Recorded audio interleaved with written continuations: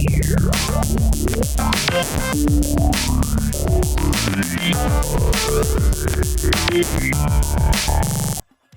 and welcome to Tech for PD, the web show on technology for product development. I am Chad Jackson, one of your hosts. And I'm Jim Brown. I'm your other host today. Today we're going to talk about granularity versus integration. We're going to look at product lifecycle management and look at suite solutions versus best in class. I think it's going to be a really interesting topic. Yeah, and big surprise, Jim and I don't agree on this topic. But before we get into that, let's tell them a little bit about how the show is structured. We're going to start with a little bit of setting the stage, giving you some of our views on the topic. Then Chad and I don't entirely agree, so we're going to have a debate and talk about our views and share some of the way we agree and the way we disagree. Then we'll go from there and use our crystal ball and give a little idea of what we think is going to happen in the future. And from there, we're going to go to something called the consequences round. That's right. So here's the really cool thing. You get to determine who wins the debate. So there'll actually be some voting at the end of the show. We'll collect that, and there will be a winner and a loser. Right. And again, that's up to you, depending on who you think is more compelling. What we've decided is that whoever gets the fewer votes will brush their teeth with wasabi, and we'll share that with you on the next episode. So let's go ahead and set the stage. Jim, why are we even talking about this today? Yeah, well, I think integration has always been important in product lifecycle management. When you think about the importance of the relationships between all of the different aspects of developing a product, all the people involved, and really also the processes that need to be associated with the data, I think integration is a bit of a no-brainer. Interesting. Okay. Well, I think that's been the traditional value behind PLM, but more recently, some new solutions have come to market. You look at like Autodesk, Vault manages product data. They have PLM 360 to manage and automate processes. Canesto, you can use that to automate formalized and ad hoc processes. Yeah, and you could probably include Inforbix in there as well. And Inforbix doesn't have data management itself, but it pulls it together and allows you to add processes to it and analyze it. And I think Creo is actually an interesting approach because you've got an integrated data model with applications on top of it. Maybe you could make an argument that that's granularity and integration, maybe on both sides. Yeah, interesting. Well, I think regardless of the different examples, I think part of the reason that more granular solutions are getting some traction today is there's a backlash against the traditional cost and time associated with deploying a PLM system. I mean, there's cost to integration, there's complexity to having all of your processes aligned, no question, but the value is there as well. And so what we've seen is what I call the 4 dimensions of PLM expansion, actually product lifecycle management going out and taking on a richer view of the product, going further up and back the product lifecycle, taking on more processes, and really involving then more people. Mm-hmm. So I think that's a trend we're going to continue to see. Let's not confuse them with your fancy frameworks. Let's go ahead and get started with the debate. Sounds good. So from my perspective, integration makes sense where there's a lot of change that needs to be propagated between different things. So for example, like a CAD structure and a bill of material, right? I mean, you need to keep those tightly in sync. However, in other areas like say portfolio management, that's something that doesn't have to be closely tied with the rest of the stuff in the PLM system. It can kind of stand independently and add a ton of value.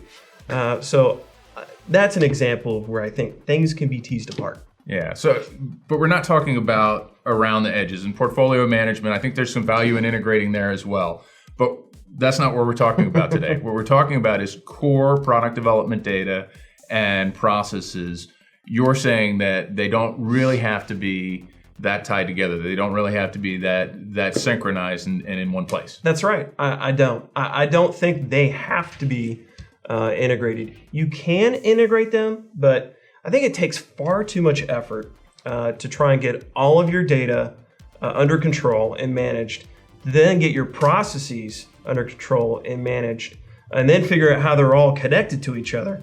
I think it's far too much effort. And I think, again, you can get incremental value out of just taking the step in one area, like getting your processes under control or getting your data under control.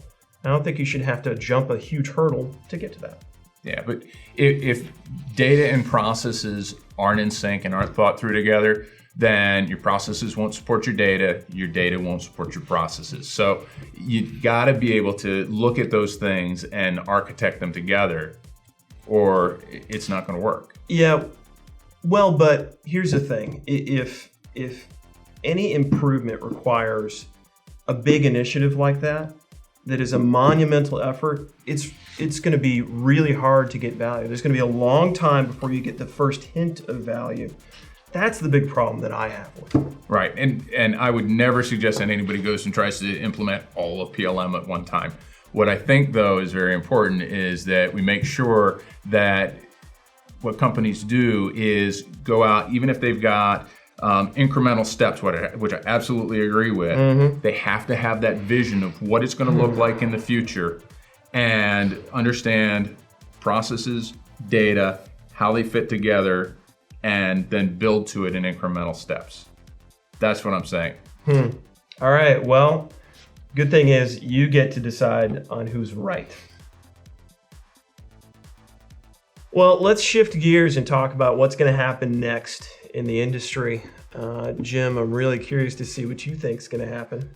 Well, I know what's going to happen. I think what we're going to see is more of the same. I've been following enterprise applications, PLM, and others for a long time. And what tends to happen is you've got a core of capabilities in the center, and then people innovate around the edges with best-in-class solutions.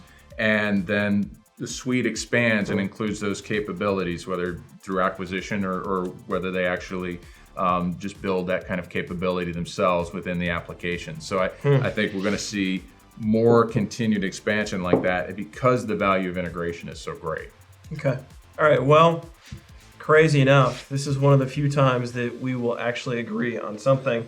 I do think there's going to be some movement in the space in terms of acquisitions or even mirroring capabilities, but I think what that will cause is an evergreen effect, right, with startups. I think that part of the draw, I mean, certainly product capabilities make a difference, but part of the reason why these solutions are attractive is because they are granular. They're not part of an integrated suite. So I think when these solutions get acquired and integrated, I think people will want to go out and find something else, something more granular. Yeah, I think it's just hard for them to compete by creating a startup within what becomes the core of the integrated solution, because the value of integration, you don't even need to have all the same capabilities when you're a suite provider. I think it becomes harder to have best of breed within there versus around the edges. But maybe with more granular solutions, even within the suites, there will always be a space. And I think we've seen innovation within the core in the CAD industry for sure recently.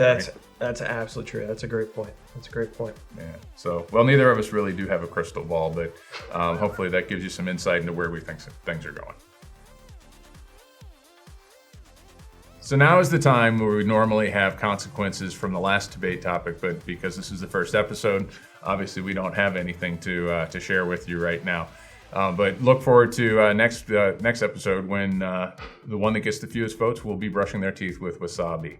And I'm not exactly sure who that'll be, but it should be interesting to watch. Yeah, so in the meantime, you can also get involved in other ways. So we're always looking for ideas about new topics as well as new consequences.